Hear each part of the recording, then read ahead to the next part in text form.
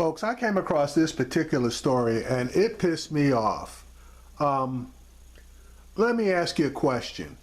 What would you do if a person walked up in your house, sat at your table, and then got up after you had shown them hospitality and basically spit in your face? What would you do? A lot of people would want to start kicking some ass. I'm one of those people.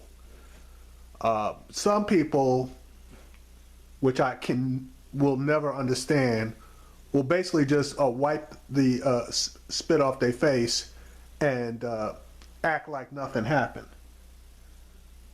Well, what occurred this past Sunday down in Selma, Alabama, in my opinion, was akin to that. They were celebrating the Bloody Sunday March, which they do annually in that particular city. And a bunch of people were up in a church. Reverend Barber was there. He is of Moral Majority fame out of North Carolina, along with Jesse Jackson and a whole bunch of other folks. And they invited, well, someone invited, and I really want to know who invited this guy. But anyway, they invited the Attorney General for Alabama. And he came and, brought a bunch of his friends. And he was invited to speak or give a speech. And it was from the pulpit, but it shouldn't have been. It should have been off to the side. That's not proper decorum. But anyway, Reverend Barber had preceded him in speaking, and he spoke regarding the fact that people were, down there, and that they were commemorating that march, and the reason for that march was in order to obtain, voting rights. Well, this, trying to clean this up, person got up there right after Reverend Barber spoke and started proclaiming how great the voter ID laws were in the state of Alabama. Well, people got ticked off. And one particular person that got ticked off, obviously, was Reverend Barber. And he said something. And don't you know that one of those people in the pulpit made reference to him being civil regarding what the Attorney General was saying? Well, I don't know about you, but as far as I'm concerned, damn that. If somebody comes up in my house or in my church house and starts speaking in ways that are in exact opposition, one, to the purpose that we're there, and two, disrespecting the people that were there, because Reverend Barber is a national figure. And anytime you see him, you know that something's going on regarding somebody's rights. But this man actually sat there and listened to Reverend Barber's speech from the pulpit. So he knew exactly where he and pretty much everybody up in there was coming from. And he had the nerve to jump up there and to disrespect the House, because everybody knows damn well that Alabama is probably not the worst state as far as voting rights are concerned, but one of the worst perpetrators of suppressing the vote. And if you're not aware of it, Alabama, approximately 2 years ago, passed mandatory voter ID laws, but that wasn't even the worst of it. The only places that you could actually get the IDs, proper IDs, state issued IDs or driver's licenses, were obviously from their Department of Motor Vehicles locations. What they turned around and did was they claimed that they had severe budget issues. So they closed 29 Department of Motor Vehicle offices for all but 1 day per month. Let me repeat that. In the Black Belt, which is where the majority of the African American citizens reside in the state of Alabama, the local or county Department of Motor Vehicle offices, there were approximately 29 in that section, and then they did happen to close one that was in a predominantly white section, but the one that they closed was not that far from Birmingham, where they opened up a giant Department of Motor Vehicles office. So what you had in effect was you could only go to get a driver's license or a state issued ID 1 day per month. And that's what this guy was pushing. Well, they were sued, and they decided that they could find the money so that each of the offices that they had restricted to 1 day a month could now be open 1 day per week. Look, I mean, on its face, any reasonable person, in my opinion, would have to see this for what it is. It was an absolute attempt to restrict the vote of black people in Alabama. And this guy was a major proponent of it. Now, he got into it, I guess, on Twitter with Roland Martin, and he ended up blocking Roland Martin. But I went on Twitter to check him out. And this guy's excuse was, last year in January, they created the Alabama Law Enforcement Agency, which is a combination, I believe, of 13 or 14 law enforcement agencies, of which control over the Department of Motor Vehicles is one of them. And the person that is running it is the Secretary of State for Law Enforcement, which is a created position. So prior to that, the Attorney General basically was riding shotgun over all of this stuff, but now they created this, you can call it a super agency, with the Secretary of State for Law Enforcement residing over it, and then he in turn reports to the Attorney General. So what the guy basically was saying was disingenuous, as far as, number one, he was absolutely pushing for the voter ID laws, and number two, he, along with the Republican governor of Alabama, made a budget decision regarding the closing or the restricted operating days and hours of the Department of Motor Vehicle offices, specifically throughout that Black Belt. So anyway, here's the story. As obviously you can see, it's on News 1.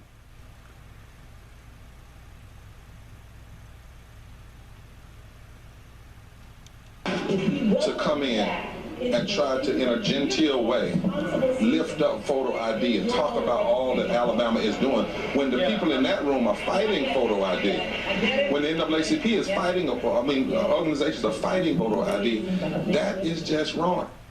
That was Reverend Dr. William Barber, who led a group that walked out of a church service this weekend marking the anniversary of the March on Selma, the Bloody Sunday March, as the State Secretary of State of Alabama goes before them and praises the state's voter ID law. Folks, it's been 52 years since Bloody Sunday, when civil rights activists were attacked while crossing the Edmund Pettus Bridge in the fight for the right to vote. On Sunday, at a church service held to commemorate the anniversary at Brown Chapel, a historic meeting place for civil rights groups to plan demonstrations, Alabama Secretary of State John Merrill stood up and spoke. He said the state is encouraging all residents with a photo ID to register to vote. Well, those in opposition to the photo ID law walked out of a service while others called him out. Of course, one of the folks who led that, you just heard him, Reverend Dr. William Barber, who joins us via Skype right now. Reverend Barber, how you doing? I'm doing well, Roland. How you this morning? So I'm trying to understand this. So Merrill, the guy who pushed this law through, exactly what happened, and also who invited him to speak?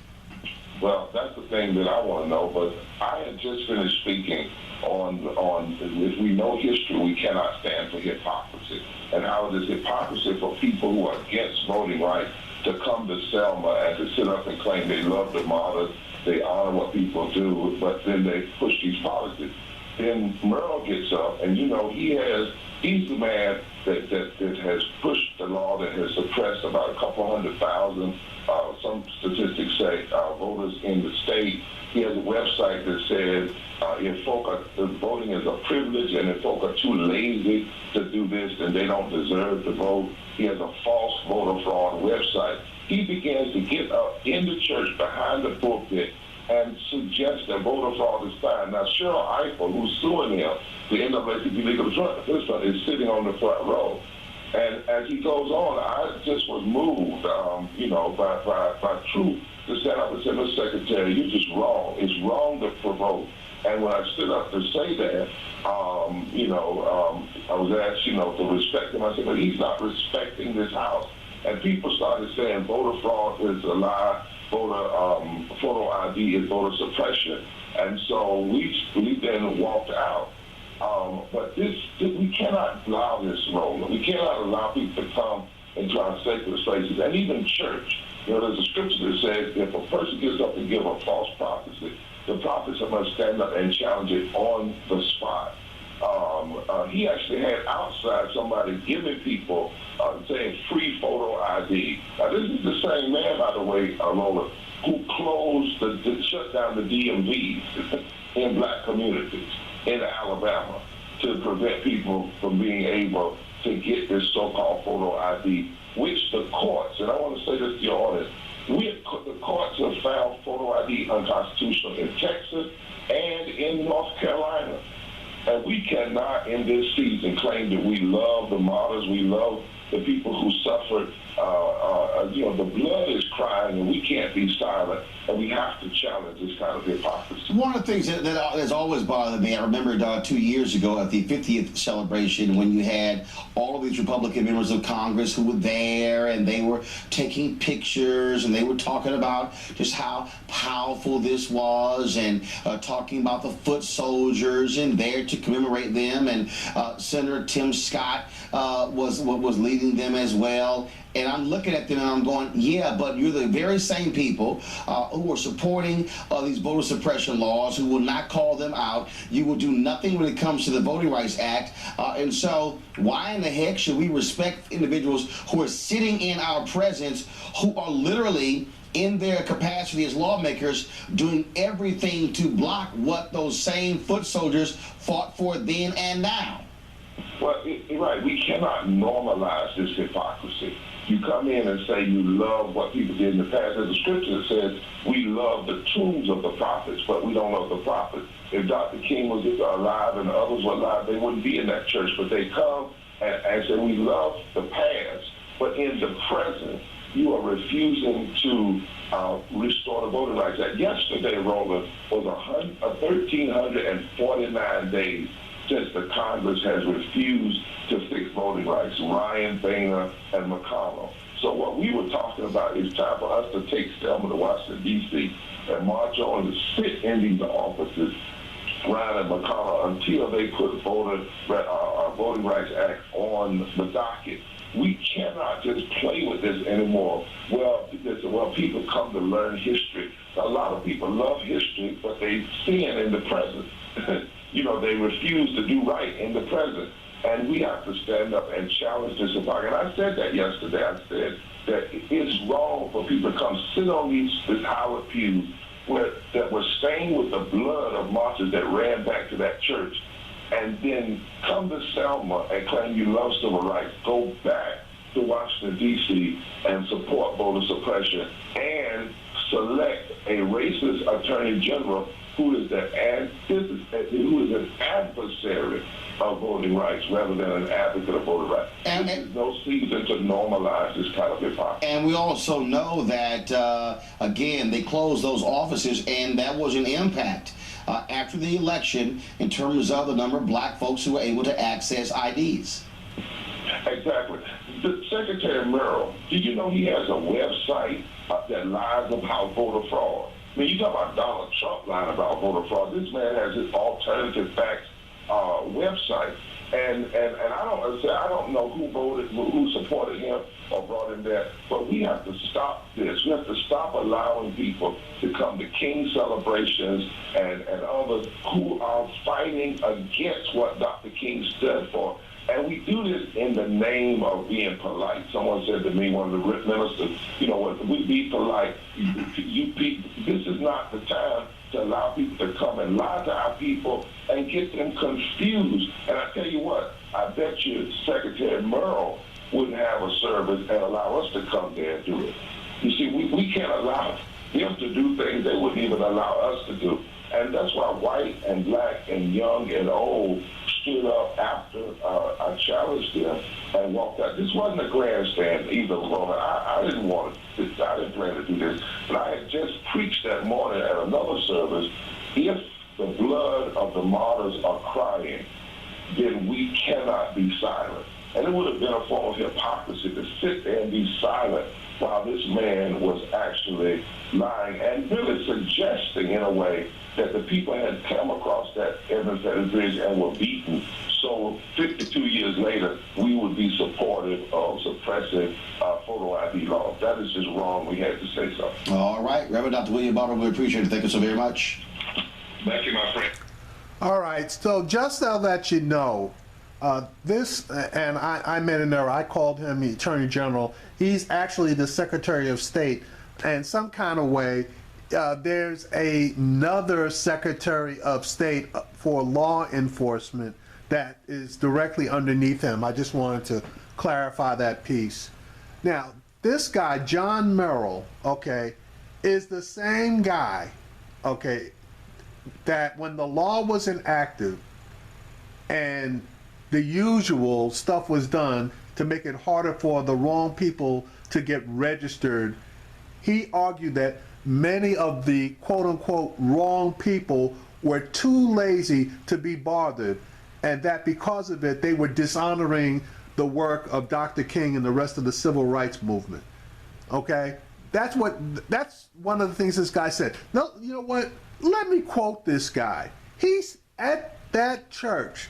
He specifically said, "I'm not attracted to lazy people or sorry people or people that don't want to get involved. I'm sure there's probably some good people that are sorry and lazy, but that don't want to do anything. But those people and I would have a difficult time working together. And those people are not the people who we need leading this country. And they're not the people who will be trying to find a way to change the future of our country to ensure that all our citizens are treated fairly and equally and have an opportunity to achieve at the level that they desire. And so if you're too sorry or lazy to get up off your rear and go register to vote or to register electronically, then to go vote, then you don't deserve that privilege."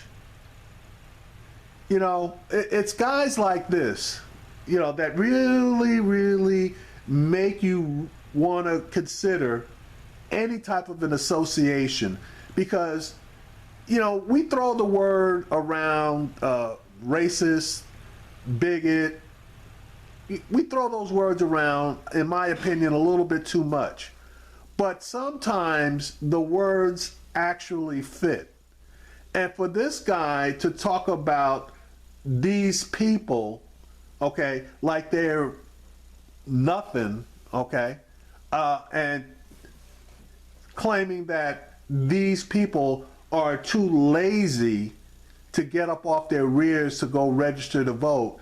Well, hell, if you close down DMVs and create lines 3 and 4 and 5 hours because DMV offices that you have open one day a month, and then they change it obviously to one day a week several times, people would tend to get discouraged.